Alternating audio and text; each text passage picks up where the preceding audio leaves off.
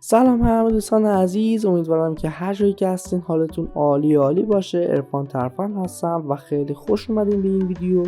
در این ویدیو میخوام 0 تا 100 ساخت سرور مجازی رایگان، اونم از سایتی به نام KillowSigma.com رو به شما آموزش بدم و به شما بگم چجوری میتونید یک سرور مجازی 7 روزه، اونم با حجم حدود 50 گیگ به صورت کاملا رایگان و به صورت کاملا تضمینی دریافت بکنم. خودم هم تست کردم و جواب داده و 10 تا سرور مجازی از این سایت به صورت کاملا رایگان دریافت کردم. خب پس بدون هیچ وقفه‌ای بریم سراغ آموزش و قبل اینکه بریم یک خواهشی داشتم. اگر ویدیو رو تا آخر دیدی و خوشت اومد ممنون میشم لایکش کنید، چون هم به من کمک کردی و هم به بقیه که از این آموزش استفاده بکنن. یه سری هم به چنلم بزن و اگر ویدیو خوشت اومد چنل رو سابسکرایب بکن اگه کاربردی بود واسه و اینکه عشق کشید کامنت هم مثلا بفرست که خیلی کمک میکنه. خب بریم شروع بکنیم و هیچ حرفی باقی نمیمونه.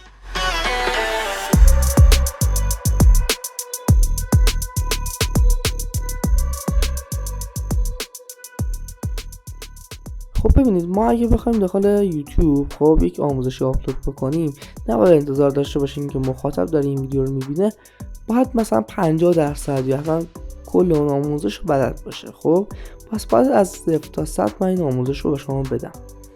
پس به خاطر همین شاید مثلا افراد مبتدی یک سوالی پیش بیاد، بگن سرور مجازی اصلا چیه؟ خب مثلا بگن سرور مجازی که اینقدر داخل اینترنت دارن در مورد صحبت میکنن، اصلا سرور مجازی چیه؟ الان بهتون توضیح میدم. ببین سرور مجازی شامل یک آی پیه. خب که اگر هم باز نمیدونی آی پی چیه، آی پی مثالش مثلا بزنین پیدا بکنم اینه. خب آی پی همچین چیزیه که دو تاست و بین اون عددها یک نقطه وجود داره که مطمئنم به این عدد و نقطه شما برخوردین و دیگه نیازی نیست من توضیح بدم که این عددها و دات‌ها همون نقطه‌ها چی هستن. و خب این حالا بهش میگن آی پی که حالا اینجا داریم میبینید دیگه. مثلا من بزنم مثال آی پی، مثلا اینجا بزنم اگر چیزی اومد باز بهتون مثال دیگه ای هم بدم، چون این آی پی خودم هست و ممکنه یه ذره مشکل واسهتون پیش بیاد. چی زدم آخه؟ خدا وکیلی من چی زدم؟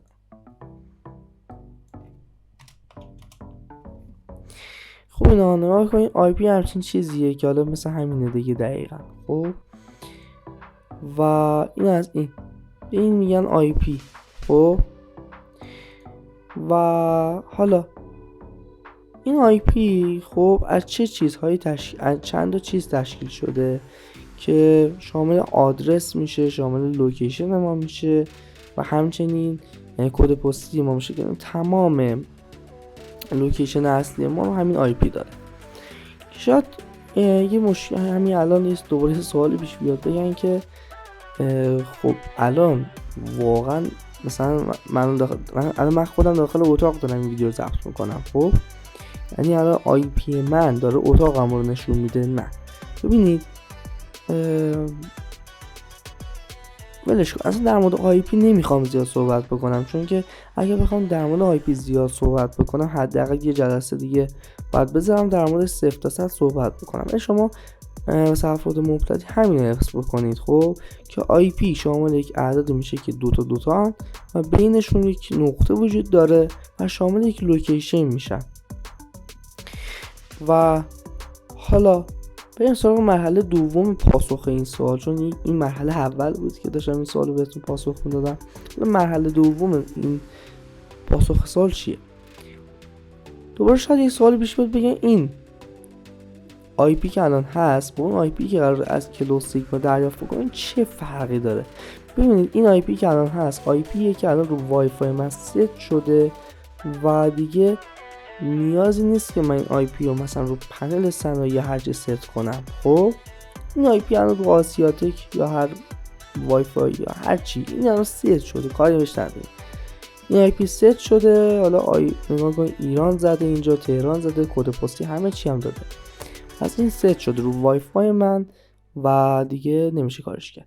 ولی اون آی پی که قراره از کلو سیگما بگیریم، یکی این که لوکیشنش فرق میکنه.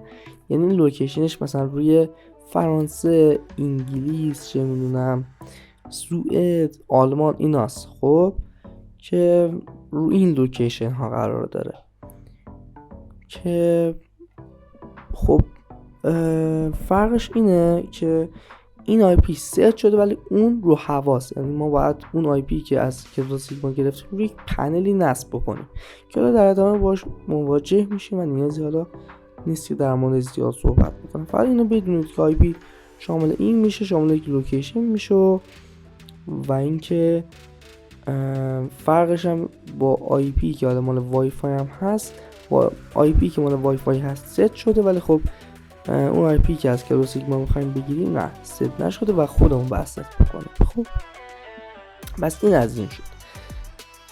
حالا برای اینکه ما بتونیم از کلو سیگما آی پی دریافت بکنیم، اول من میرم یک یوزر جدید میسازم که حالا میریم چیز نکنه دیگه، خب تشخیص نده چون تشخیصش هم خیلی بالاست کلو سیگما. پس من یک یوزر جدید میسازم با نام مثلا اسم مهم نی، فقط یه چیزی باشه که قبول کنه گوگل. خب داخل سرچ چی می نویسم کلو سیگما .com. این آدرس خب هم داخل کانال تلگرام قرار گرفته هم داخل دیسکریپشن. حالا میتونید تکسی هم تایپ بکنید ولی حالا در هر صورت قرار گرفته. خب من این آدرس رو سرچ میکنم. وقتی وارد کردم این سایت رو به همراه .com، خب اینجا دو تا گزینه اصلی داره که ما با گزینه پایین کاری نداریم چون آمار سایت و کامنت های سایت اینا رو میاد، کاری بهش نداریم. یکی نمیشه ریکوست دمو، یکی هم نمیشه try free for 7 days. خب کدوم رو باید انتخاب بکنیم؟ ببینید اینجا ریکوست دمو خب مال کسایی که میخوان اشتراک داخل این سایت بگیرن و از خدمات بیشتری واسه ساخت سرور مجازی استفاده بکنن. ولی خب این گزینه سرور کلا واسه کسایی هست که میخوان به صورت رایگان از این سایت استفاده بکنن به مدت 7 روز. اگه دقت کنید اینجا نمیشه 7 days. پس من گزینه سبز رو کلیک میکنم چون میخوایم از سرور مجازی رایگانش استفاده بکنیم. وقتی ما وارد این قسمت شدیم، خب بالا سمت راست اینجا یک گزینه هست که لوکیشن است. اگر با گوشی وارد این سایت شدیم و گزینه سبز رو گذاشتین، حتما از اینجا به بعد روی دسکتاپ سایت مرورگرتون رو قرار بدین. اگر هم نمیدونید دسکتاپ سایت چیه دیگه واقعا شما داخل گوگل سرچ بکنید دیگه، من توضیح ندم. پس وقتی که دسکتاپ سایت رو انتخاب کردیم یا اصلا وارد این صفحه شدیم با لپتاپ یا هر چی، خب اینجا گوشه سمت راست بالا یک لوکیشنی وجود داره که اینجا بهتون میگه کدوم لوکیشن رو میخواید انتخاب بکنید. این لوکیشن ها همون لوکیشن سرورتون هستن که میخواد قرار بگیره که حالا من آلمان رو از این قسمت انتخاب میکنم چون سرعت نسبتا خوبی هم داره. خب این گزینه زرد رنگ هست اینجا. ببینید مثلا اگر الان اینجا شما سوئد رو اینجا انتخاب کردین، خب پس این بیا سوئد.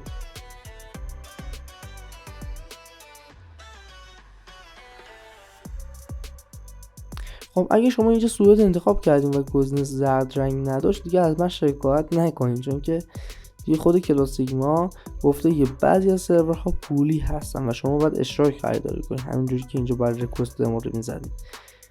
حالا بعضی لوکیشن رایگان، بعضی لوکیشن رایگان نیستن که میگم هم آلمان من اینجا انتخاب میکنم و آلمان هم کارمون رو راه میندازه. خب پس من گزینه زرد رنگ رو میزنم تا وارد پنلم بشم و بتونم بسازم چیزم رو یا همون سرورم رو. خب حالا میگه چی؟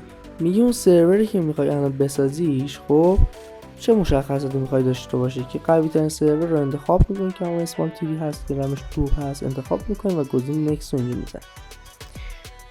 اینجا ازتون یک سیستم عاملی میخواد که بهترین سیستم عامل از نظر من که این گزینه آخری که نمیشه 22.04 LTS درست گفتم آره. یکی همون گزینه دوم که حالا 12.2 سرور نوشته که حالا من گزینه آخر رو انتخاب میکنم، گزینه کریت رو میزنم. که سرور مجازی اینجا ساخته بشه. وقتی که ساخته شد خب اینجا یک یوزرنیم و پسوردی به شما میده که واسه همه یکسان دوستان. یعنی شما اگر طبق مراحل من پیش رفتین و خب اینجا سرور مجازیتون رو انتخاب کردین و سیستم عامل هم انتخاب کردین ساختین، یوزرنیم و پسوردی که به من میده و با شما میده کلا فرقی نداره. پس من یوزرنیم و پسورد رو داخل کانال تلگرام قرار بدم هیچ فرقی نمیکنه، یعنی اینجوری بهتون میگم یکسانه دیگه همش. و یه ذره اگه پایین تر بریم اینجا یه نوشته پابلیک آی پی، یعنی آی پی که الان به ما داده. خب حالا ما همین الان میتونیم بریم نصب آی پی انجام بدیم، مثلا بریم این آی پی که الان به ما داده رو روی پوتی نصب کنیم، یعنی روی پنل صنایع نصب کنیم. خب اما اگه دقت کنیم بالا رو نوشته 13 دقیقه همینجوری در تایم میره. خب یعنی این آی پی که به ما داده حدود 13 دقیقه الا 15 دقیقه وقتش بوده، 2 دقیقه که سرورمون رو ساختیم. مثلا این آی پی که ما داده 13 دقیقه دیگه تایمش تمام میشه. پس باید چیکار بکنیم که این تایم تمام نشه و به 7 روز منتقل بشه؟ گزینه بالا سمت چپ که گزینه فلشه رو کلیک میکنم. اینجا میخواد ازم یک ایمیل بیزینسی وارد بکنم. دوستان اینجا از ایمیل دارم بهتون میگم، از ایمیل جیمیل یا یاهو یا هر ایمیلی که پشتیبانش هست استفاده نکنید. ببین دارم بهتون میگم اصلا استفاده نکنید. چرا؟ چون که تشخیص میده، میگه که خب این منبع خب قاعدتا میشه نامحدود ازش ایمیل ساخت و خب راحت فیک میزنن و راحت زمین سانداپ میکنن. پس به خاطر همین تشخیص میده این سطح. پس حتما باید از ایمیل بیزینسی استفاده کنید. ایمیل بیزینسی چیه؟ ایمیل بیزینسی همچین چیزیه که الان می نویسم داخل گوگل.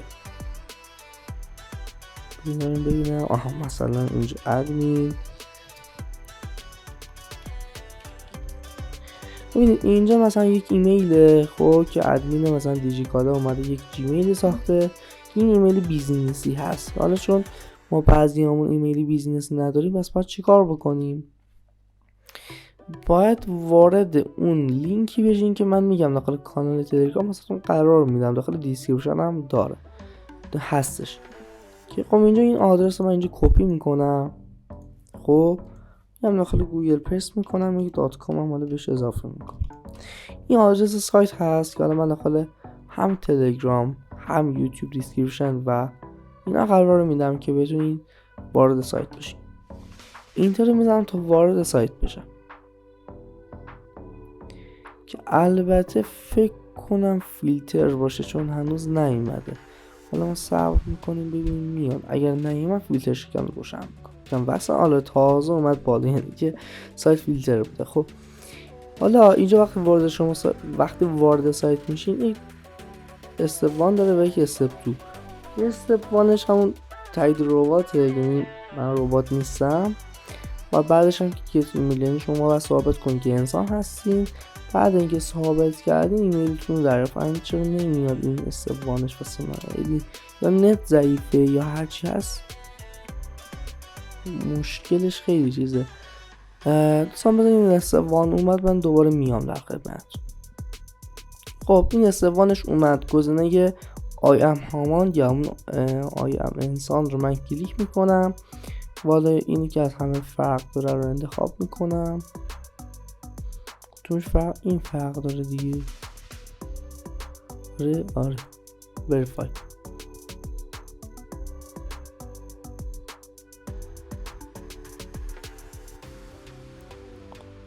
خب گزینه گت ایمیل میزنم تا بتونم ایمیلمو دریافت کنم و خب این ایمیل هم هستش. من اینو کپی میکنم دیگه از اینجا بعد. البته چرا باز دوباره کار داریم باشون، بعد این باکس رو اینجا جواب بدیم. ولی خب حالا فعلا کاری نداریم چون اگر آی پی مون کلاسیک رو تشخیص بده که داریم از دو آی پی استفاده میکنیم ممکنه که یه ذره سر به سرمون بذاره. پس من اینو از اینجا بیس کردم، یعنی کپی گرفتم و فیلترش کردم خاموش کردم و گزینه ساین اپ رو میزنم از این قسمت. و خب اینجا هم که زدم پرتم میکنه از پنل بیرون. والا اگه دقت بکنید من دوباره اینجا فیلتر شکن رو روشن بکنم وقتی فیلتر شکن رو روشن کردم، اگر اینجا دقت بکنید وقتی در پنل میندازتتون بیرون یک ایمیلی واسهتون ارسال میشه از طرف کدو سیگما که وقتی بازش بکنید اینجا چند تا میشه گفت نوشته داره که 2 تا لینک داخلش هست که ما اولین لینک رو باز میکنیم که البته باز میگم دیگه از اینجا به بعد نیازی به فیلتر شکن نداریم، پس اون خاموش میکنم. من اینجا پیست میکنم اون لینکی که بهمون از طرف ایمیل داده، اینجا پیست میکنم داخل گوگل. وقتی پیست میکنید خب اینجا ازتون میخواد یک پسورد جدیدی واسه اکانتتون انتخاب بکنید که اون پسورد اینجا من وارد بکنم.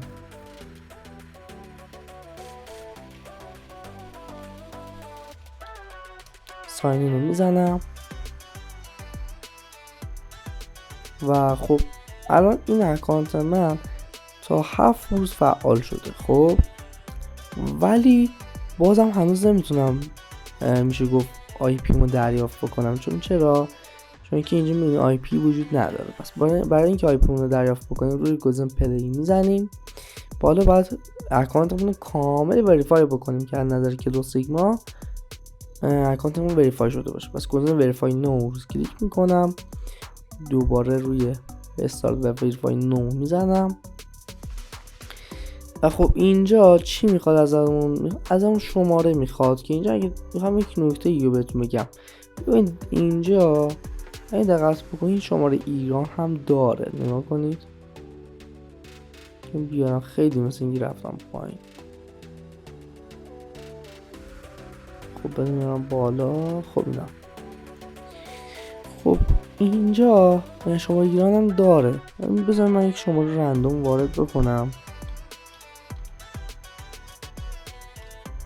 این شماره رندوم حالا میخواینم بهش زنگ بزنم اصلا مهم نیست که چون شماره رندوم وارد کردم. گذاشتم سند اس هم بزنم. خب چی میگه بهم؟ کنید یک اروری میده و من خلاصه اینو حالا داخل ترنسلیت زدم این ارور رو. خب خلاصه این چی میگه؟ میگه که با این پیش شماره خب افرادی سوء استفاده کردن، یعنی با این کشور یعنی ایران، یعنی چند نفر ایرانی از این سایت سوء استفاده کردن و دیگه ما نمیتونیم کدی واسه این پیش شماره ارسال بکنیم. خب این از خلاصه این مطلب و اینکه پس باید از شماره مجازی استفاده بکنیم. حالا پس چجوری باید شماره مجازی دریافت بکنیم؟ چون همین الان شاید بذاریم ویدیو بره، یعنی بیشتر افراد که میفهمن شماره مجازی باید اینجا وارد بکنن هیچی دیگه ویدیو رو میکنن رد میکنن میره. خب چون که میدونید دیگه واسه ساختن شماره مجازی کلی کار نیازه و کلی وقت نیازه که هیچکی متاسفانه نداره. ولی من یک روشی میخوام در اینجا بهتون آموزش بدم که در 30 ثانیه دیگه تهش شماره مجازیتون رو اینجا وارد بکنید و خودم اینجا وارد بکنید. خب ولی انتظار نداشته باشین که اون شماره مجازی که دریافت کردین واسه تلگرام و واتساپ هم کار کنه و کد رو ارسال بکنید، چون که شماره تلگرام و واتساپ برنامه تلگرام و واتساپ برنامه معروفیه و خب چون این شماره ها عمومی هستن سریع تلگرام و واتساپ و اینا رو سریع گرفتن، پس به خاطر همین نمیتونیم دیگه این کار انجام بدیم. حالا اون واسه اینکه حالا این قسمت رو تکمیل بکنیم پس باید از شماره عمومی استفاده بکنیم، ولی نه اینکه اینجا شما بزنید مثلا سایت هایی که بهتون معرفی کردن. نه، اینجا یه سایت یه سایت اصلا چیزی که خودم پیداش کردم. چی اسمش؟ تمپ SMS. این سایت تمپ SMS and mail. این سایتی هست که من پیدا کردم. این سرچ میکنم داخل گوگل، برنامه‌ش هم هست، اپلیکیشن رو میتونید دانلود بکنید. این سایت هست تمپ نامبر. من باز میکنم، فکر نکنم اسمش هم شنیده باشید. تمپ نامبر رو من باز میکنم، لینکش هم که داخل دیسکریپشن که نه، ولی خب داخل کانال تلگرام قرار میدم اینجا که نمیشه سایت دریافت شماره مجازی. وقتی وارد میشه اینجا چند تا کشور میاره که حالا من اینجا انگلیس رو انتخاب میکنم. خب 5 ساعت پیش چند تا شماره 2 تا شماره اضافه شده که حالا من شماره دوم رو انتخاب میکنم. دلخواهی هر شماره که دوست داشتین رو انتخاب بکنید، فقط دقت داشته باشین که روش زده باشه نیو و زده بود نیو، اینجا شماره هاش هم تا حد اکثر دیگه 2 دقیقه زده باشه. خب حالا من شماره رو اینجا کپی میکنم، داخل کلود سیگما وارد میکنم و اول 44 یک مثبت وارد میکنم که بشه مثبت 44. گزینه سند SMS رو میزنم. خب اگر بهمون ارور داد، خب یعنی که یکی از شماره استفاده کرده. خب پس بریم اولیه رو انتخاب بکنیم، یعنی شماره اول که این میشه. اینو من اینجا کپی میکنم، بذارین سریع بیاد. اینجا کپی میکنم، خدا کن اینو که ثبت نکرده باشید. خب من اینو وارد میکنم، سند SMS رو میزنم. خب بله اینم مثل یک انتخاب کرده، واقعا یعنی فشار داره. خب بریم آمریکا رو پس انتخاب بکنیم، چون دیگه پایین تر از 5 ساعت دیگه نباید بیاییم. اینجا 19 ساعت پیش یا حسین. خب دوستان بریم سوئد انتخاب بکنیم، چون سوئد خیلی دیگه شمارهاش کم استفاده میشه. پس من سوئد اینجا انتخاب میکنم، شماره رو کپی میکنم و توی یک کلود سیگما وارد میکنم اینتر. خب اینجا وارد شد. گفتم بهتون دیگه کلا سوئد شمارهایی هستن که شماره سوئد کلا اینجوری که چی شد، چرا نت رفت؟ مثلا اینکه داشتم میگفتن شماره سوئد اینجوری هستن که سریع میان، بخش سریع که نمیان، یعنی که کسی بیشتر ازشون استفاده نمیکنه. خب اینجا میبینید طرف کلود سیگما خب یک کدی گرفتیم اینجا هست، اینو من روش کلیک میکنم کپی میشه، اینو اینجا پیست میکنم و تمام. ببینید تمام دیگه به همین راحتی وریفای شد و میتونیم از اکانتمون استفاده بکنیم. پس ببینید هیچ وقت از شماره مجازی نترسین، چون که اگه گفت مثلا تلگرام و واتساپ و اینا چرا اون موقع باید بترسیم، ولی خب کلود سیگما که یک سایت میشه گفت اندازه تلگرام و نمیگم معروف نیست، اندازه تلگرام و واتساپ دیگه معروف نیست دیگه، میشه شماره مجازی های عمومی مثل اینا وارد کرد. خب پس این از این. حالا وقتی که وریفایمون کامل انجام شد، گزینه کامپیوتر رو میزنم، من سرورم رو انتخاب میکنم و از این اسمی که داره حالا هر جای دوست دارم میزنم، مثلا میزنم عرفان، اینتر رو میزنم یا اینجا میام پایین سیو رو میزنم تا سیو بشه. بعد این گزینه پلی میاد اینجا، این پلی میزنم تا بتونم آی پی رو اینجا دریافت بکنم دیگه. هیچ بهانه‌ای هم نداره، وریفایمون کامل انجام دادیم، میبینید که آی پی داد. اما اول ویدیو هم گفتم که سرور مجازی شامل یک آی پی میشه، یعنی اصلا سرور مجازی شما یا خرید میکنید یا اصلا رایگان دریافت میکنید، یک آی پیه. آی پی که دریافت میکنید حالا رو هوا هست، یعنی آی پی که داده رو هوا هست و روی هیچ ست نشده. لوکیشنش فقط چیه؟ آلمانه. ما اینجا آلمان رو انتخاب کردیم. اگه دقت داشته باشین اون قسمتی که داشتیم لاگین میکردیم به اکانتمون گفتم که لوکیشن هایی که انتخاب میکنین لوکیشن همین سرورتون هستش. حالا اگر نبود دیگه نمیدونم دیگه، حالا دیگه مشکل کلود سیگماست. خب این از این آی پی که ما اینجا دریافت کردیم و خب اگه من همین آی پی رو داخل اینترنت سرچ کنم هیچی نمیاد، خب چون که آی پی رو هوا هست و باید ستش بکنیم. پس باید چی کار بکنیم؟ ببینید ما اینجا باید یک برنامه یه نصب بکنیم تو کامپیوتر که پوتی هستش اسمش.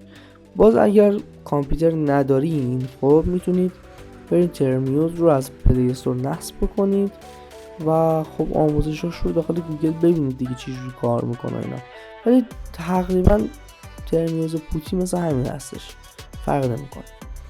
من پوتی رو باز میکنم خب و داخل همین قسمت هاست نیم یا آی پی آدرس اینجا آی پی خودم رو که کلود سیگما داده وارد میکنم، اوپن رو میزنم. خب اینجا دقت داشته باشین، بذار من اینو ببندم.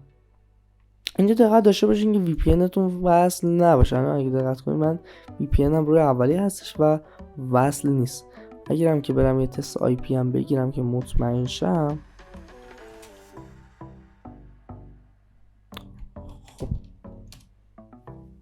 حالا هر چی زدم به درک. خب آی پی من که ایران هست، الان من با آی پی ایران میخوام که برم به این سروری که حالا آلمان هست یا هر کوفت دیگه هست وصل بشم، که من پوتی رو دوباره باز میکنم، این کنترل وی و اوپن.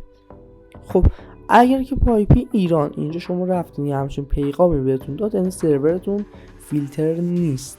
یعنی چی فیلتر نیست؟ یعنی که نیاز نیست شما فیلتر شکن روشن کنید بعد بریم به این سرور وصل شین، دیگه فیلتر نیست دیگه، میتونید راحت اینجا اکسس رو بزنین و خلاصه کداش رو اینجا تایپ بکنید به همین راحتی. حالا نترسین از این صفحه، این یک صفحه ای هست که کلا ما این شاه‌ها بهش دستور میدیم اون بدبخت باید انجام بده، یعنی ما بیشتر کار شاه رو داریم میکنیم تا این. خب یوزرنیمی که به ما داده رو اینجا باید وارد بکنیم. یادتونه اول اومدیم سرورمون ساختیم، سیستم اومدیم انتخاب کردیم. خب حالا اینجا باید یوزرنیممون وارد بکنیم، همون یوزرنیمی که بهمون داد و پسوردی که داد. یوزرنیم چی بود؟ کلو سیگما. چی دارم میزنم؟ یک بار ببندمش بس اینگه ریدم. خب بوتی رو باز میکنم، این چیزم اوپن. خب حالا تو اینجا باید هم یوزرنیم اینجا وارد بکنم دیگه، باز نگاهیم فارسی وارد کردم حواسم نیست اصلا.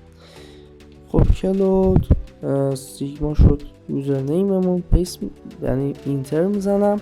حالا میگه پسورد کلو سیگما یا همون یوزرنیمی که دادی رو وارد بکن، که پسوردم که میدونید دیگه همون پسوردی بزنید که داخل همون صفحه آبی رنگ بهتون داده بود. در چیزی حدود 5-6 دقیقه بزنید عقب میبینید که اونجا ما یک صفحه آبی داشتیم که اونجا هم آی پی رو بهمون داده بود، هم یوزرنیم و پسورد. آی پی 14 دقیقه مونده بود از تایمش که تموم بشه، رفتیم وریفای کردیم و 7 روز واسه ما فعال شده. خب حالا یه پسورد همون آبی رو اینجا وارد بکنم، اینتر میزنم چون پسورد رو وارد کردم. نکردم. خب یه بار دیگه میزنم کلو 2023 رمز هست، اینتر رو میزنم. خب مثل اینکه خراب شد باز این سرور، چند بار یعنی یک بار رمز اشتباه زدم و خب دیگه بهمون کامل ارور میده. بذارم من یک بار این آی پی دوباره بشه وصل بشم. حالا پسورد که این هست، حالا دوباره میگه همون پسوردی که واسه یوزرنیم کلو سیگما زدی یه بار دیگه وارد بکن، میمیری بزنی. خب این هم از پسوردی که ما واسه یوزرنیم و پسوردی که حالا دادیم اونجا وارد کردیم.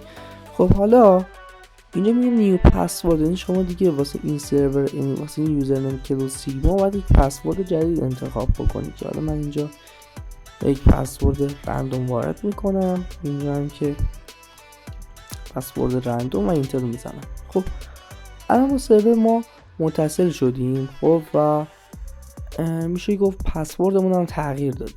یعنی چی؟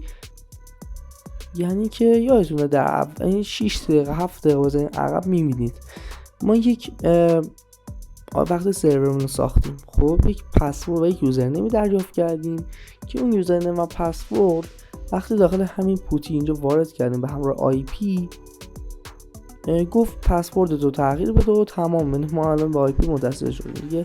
دوستان طبق آموزش برین، مشکلی واسهتون پیش نمیاد. خب اگر هم با مشکلی پیش اومد داخل کامنت بنویسید، مشکلتون رو حل میکنم. خب بعد اینکه این کار انجام شد، وقتی از صفحه بیرون اومدیم و پسوردتون رو تغییر دادین، یک بار دیگه باید به پوتی یا بهتر بگم اون آی پی تون متصل بشین. گذار اوپن رو من میزنم و خب اینجا همون یوزرنیم قبلی هست وارد میکنم و حالا اون پسوردی که الان تغییر دادم رو وارد بکنم به همین راحتی. از این صفحه هم نترسین دوستان، این یک صفحه هست که بسیار ساده است. از این نترسین کنین، بیشتر کامپیوتر بدبخت باید این کار رو انجام بده ما. خب حالا اینجا میگه دستورات رو وارد بکن. دستورات رو دوستان من داخل کانال تلگرام واسهتون قرار میدم. یه دستور اول این هست، ترتیبش هم اینجا نوشتم. یه کلیک راست میکنم پیست میشه، اینتر رو میزنم. حالا میگه پسورد اون کلو سیگما رو وارد بکن که یک بار دیگه، البته خب نه، پسوردی باید وارد بکنیم که الان تغییرش دادیم، حواسم نبود. اینتر رو میزنم، خدا کنه درست باشه. آخ اشتباه زدم دیگه، قبول نمیکنه. یک بار دیگه باید وصل بشیم. عجب غلطی کردم، پسورد رو اشتباه زدم. اینتر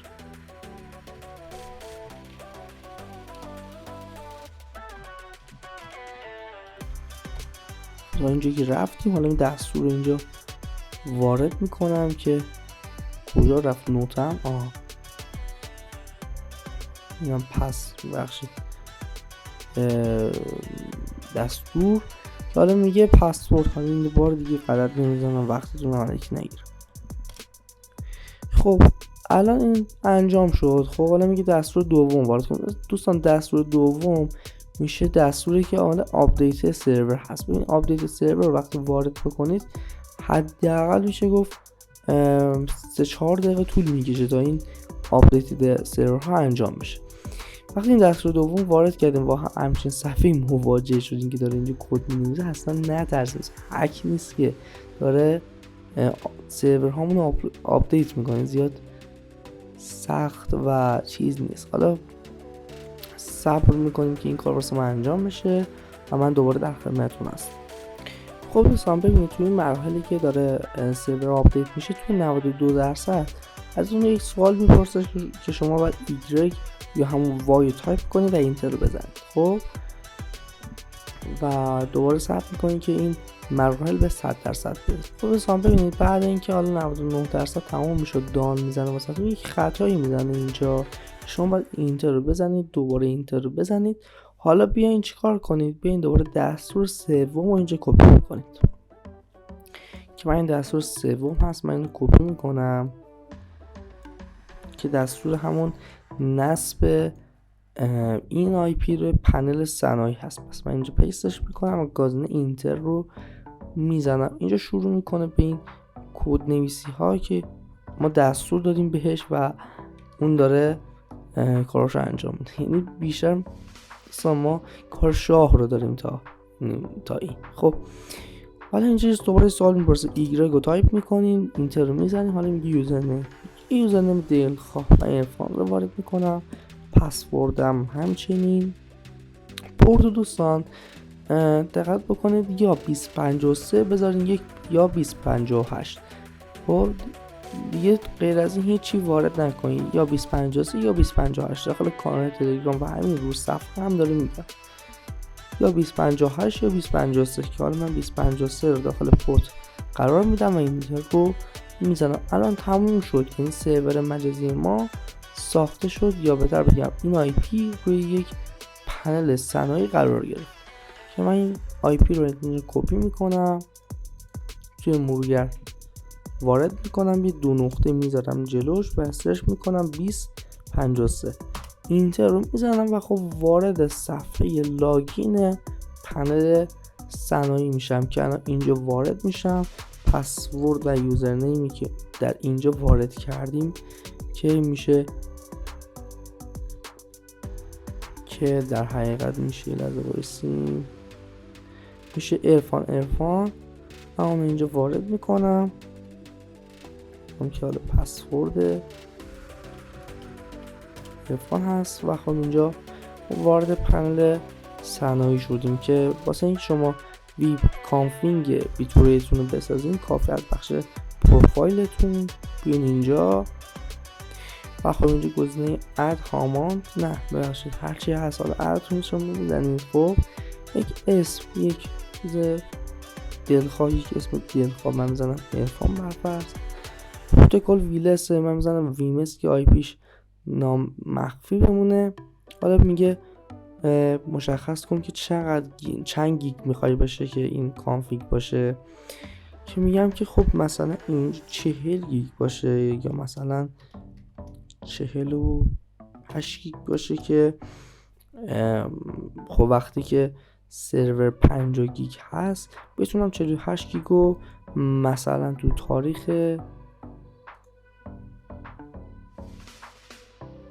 چند روز میشه 1 2 3 7. حالا من میگم اینجا دیگه تموم بشه. اوکی میزنم و گزینه کرییت رو میزنم. حالا اینجا بخش یک کاربر و 2 کاربر است که فعلا دستش نمیزنم. گزینه کرییت رو میزنم. خب وقتی این ساخته میشه اینجا میبینید ساخته شد. حالا واسه این کانفیگ رو کپی کنیم و داخل ویتور ان استفاده بکنید یا ویتور NG یا هر برنامه‌ای که کانفیگ میخونه و سرورها رو میخونه بعد رو میزنم. اینجا گزینه QR کد بازش میکنم، روی QR کد یک بار ضربه میزنم تا QR کد کپی بشه. وارد همون ویتور ان یا هر چیز دارم میشم، کنترل ویو میزنم، یک سرور اینجا آپلود شده. خب این دیگه کاری نداری، اینو میخوام بهش متصل بشم، اینتر روی میزنم و خب بریم که یه تست پینگ ازش بگیریم. پینگش 104. دوباره یک بار دیگه ازش بگیریم پینگ.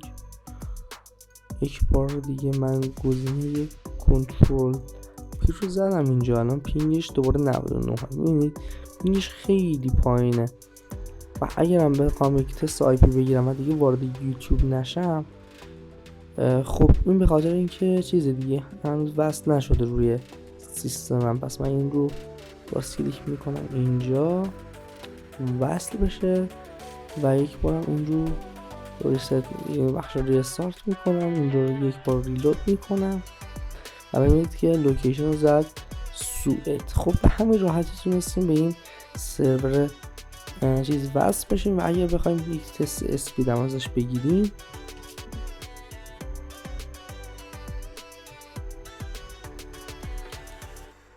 تست اسپید، من نمیدونم چیه دقیقا، یک کدوم میزنیم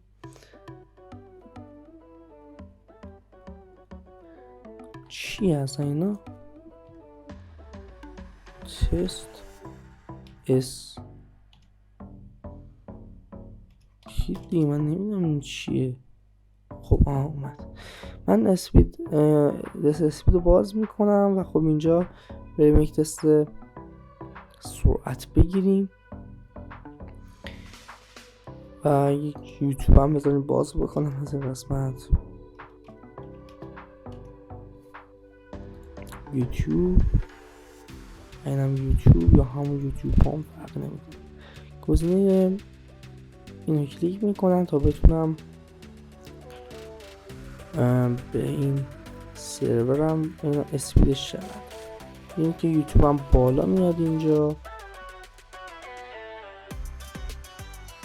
این سرعت در اینقدر هستش و من باز با آی پی آسیاتیک دارم تست میکنم اینجا. حالا اگر آی پی ایران سری همراه اول بود قاعدتا این سرعت بیشتر بود. خب در هر صورت ببینید این از آی پی حالا دانلود مپ و حالا این هم از آپلود. بزنیم آپلودش ببینیم چقدره که آپلودش خیلی ضعیف. حالا اشکال نداره. این از حالا سرور مجازی که گرفتیم و داخل 5 ثانیه نصب کردیم، کانفیگش هم آپلود کردیم و تمام. خیلی ممنون که داخل ویدیو همراه من بودین. لایک هایتون نره. خب به چنلم سر بزنین، اگه خوشتون اومد سابسکرایب بکنین و فعلا خدا.